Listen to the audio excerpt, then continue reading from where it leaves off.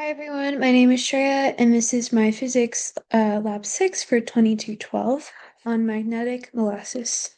So the purpose of this lab is to model Faraday's law with a bar magnet falling through a roll of aluminum foil, where the aluminum foil is going to act as the conductor.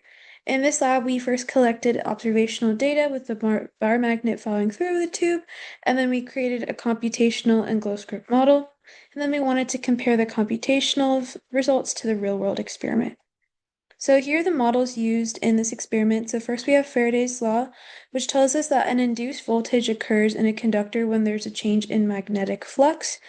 Um, and here's Faraday's law down here, which basically tells us that EMF is equal to the time derivative of the change in flux. And then flux can be calculated by taking the integral of B dot n hat dA. And then the Biot-Savart law tells us, it describes the magnetic field created by a steady electric current that's down here. And this is for a moving point charge. In this case, we had a bar magnet rather than a moving point charge, but it's just a good like fundamental. And then FB equals IL cross B tells us the magnetic force of a segment of current. And this is also relevant for this lab. So to provide a preview of the results, experimentally we determined that it takes 1.43 seconds for the magnet to fall through the tube, and then in the computational model it took 0.947 seconds. Here are the initial conditions. So the system is the aluminum tube or the conductor, and the surroundings are the bar magnet and gravity. And the initial conditions, time was at starting at 0, the length of the tube was 0.46 meters, the width was 0.03 meters, and then the inner radius was 0.025 meters. So for the experiment, again, we dropped the bar magnet through the aluminum tube and timed and recorded how long it took to fall. And then we created a glow script representation of the same experiment, but in ideal conditions. So here is a video, see if I can play it, of our experiment. Yeah, so there's the bar magnet falling through the tube, and then this is just like a picture of the setup.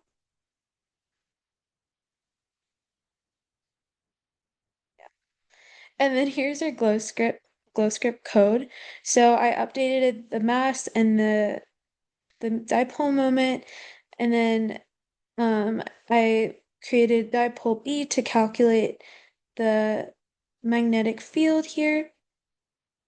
And then in this section, we calculated the magnetic flux of the ring and modeled the typical B field at each ring for multiple rings, and then calculated the magnetic force on the magnet, and then updated the net force to be F grav plus F magnetic because we have gravitational and magnetic force acting on the aluminum tube, and then we updated the magnet's velocity and position using Newton's second law, and then plotted this in a graph.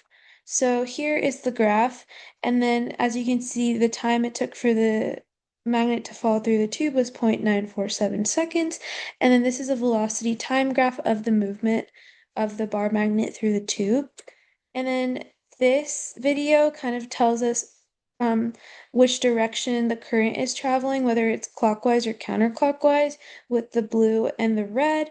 So it's supposed to start at the top and fall through, but my screen recording didn't capture that fully. But basically, as the magnet falls through the tube, the induced current is going to change because there's a change in area here.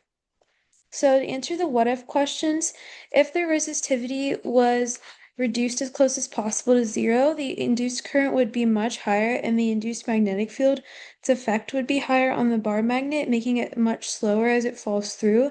And this is because of Ohm's law V equals IR, which tells us that a smaller resistivity will result in a much higher induced current.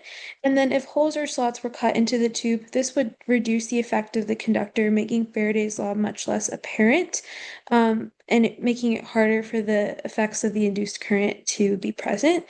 And then some sources of error in the real model are air resistance, the fact that our magnet was chipped, probably because it had been used for other labs before ours, human error with like timing issues and holding the roll steady and things like that. And then magnetic interference if there are other like magnetic fields in the area. So yeah, that's it. Thank you.